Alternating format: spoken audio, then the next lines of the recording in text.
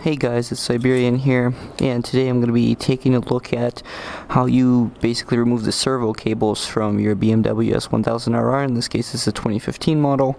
As you can see, I've already got my exhaust on the bike, so to make it sound just a little bit deeper, and to also just kind of give it more noise, I guess you could say, you'd want to remove the servo. Now, I haven't seen too many videos on this for some reason, or not too many that explain it too well. I think Marcel is the only one that's done it so far. So what you're going to need is basically you're going to need a crescent wrench and basically just a key. So I don't know if you can see it here, but there's actually a little metal tab right over here, and you can just push it right out and it comes off real quick. And as you can see here, the plastic cover just gets released real easy. And from here on, what you want to do is you want to take your crescent wrench and basically just loosen the top one of the nuts. This will allow you to just slide these guys out real quick, and from there all you need to do is release these little cables that are stuck inside when you have it at stock. Now you can just let these be. I'm not sure if there is a better way to put them. Maybe there's like some kind of special tape that you could use, although I wouldn't recommend it because it's right next to a hot piece of exhaust. And there's a second piece that I've kind of just put on top right here that sits in this little hole. So there's two cables you need to release, and at that point that's basically it. All you want to go ahead and do now is basically just put this back together.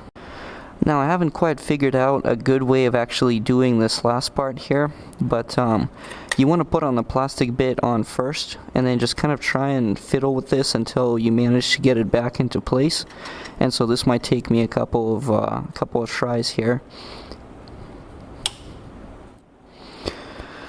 So now guys, there's a right way and there's a wrong way to do this, but you want to ideally hear a click. This should not be able to be removed too easily, and it should be really flush with the bike. Now, at this point it's back and secure, and your exhaust valve is open, and you're ready to try out your bike, and hopefully it sounds absolutely amazing. And I'll do a video of how good the exhaust sounds next time, but for now this is just my little tip for you guys on how to get your servo disconnected. So guys, now again, some of you have been wondering, does the servo make any difference when it comes to giving you more or less torque, for example, and does it make a difference if you're running with the servo or without the servo? And you know, I don't really have like a solid answer for you guys on that one, mostly because I've only basically heard a reply from one guy on one of the comments I made in a video where Brent Tuning supposedly did a test on the stock exhaust with the baffles in and the baffles removed, and also with the servo on and the servo off. Now, I'm not sure if they also tested the exhaust with the front servo off as well. I'm not 100% sure. I don't know if it's, you know, possible to turn the front servo off without the bike locking up. What I do know is that apparently Brent Tuning did not notice any difference when the servo was on versus off, and also with the exhaust having baffles in versus them not being there. So as far as performance numbers go, I can't really give you any claimed figures whatsoever when you do this mod. I have heard, however, that if you're running a longer can, then that tends to give you a little bit more of the low-end torque in the lower RPM range. How much of that is actually true, I'm not entirely sure. Those of you guys who are more mechanically inclined, you know, feel free to chime in on that and let everybody else know basically what your thoughts on that one are. Now, as far as going for this exhaust mod and going into your dealer, I have heard that people have been saying that if you disconnect even the cables on the servo, then what could happen is the dealership will actually, you know, notice a code on the bike. It's a soft code which will tell them that, you know, the servo has potentially been disconnected. Now, I have not noticed any lights on the dashboard when you turn it on with the servo disconnected, but also the only thing I've done with my servo is just disconnect the cables themselves. I have not disconnected the servo electronically from the bike, but I have heard that when you do that, you can actually get special plugs that kind of like patch up that hole that you would have otherwise, so there's no fluids getting in there and no moisture, so you don't have anything short-circuiting in your bike potentially as well.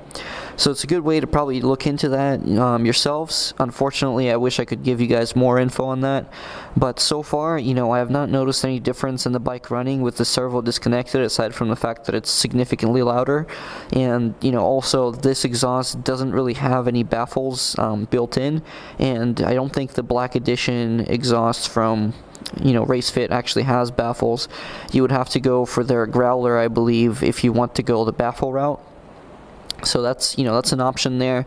There might be some aftermarket kind of MotoGP style diffusers that you can fit into this exhaust.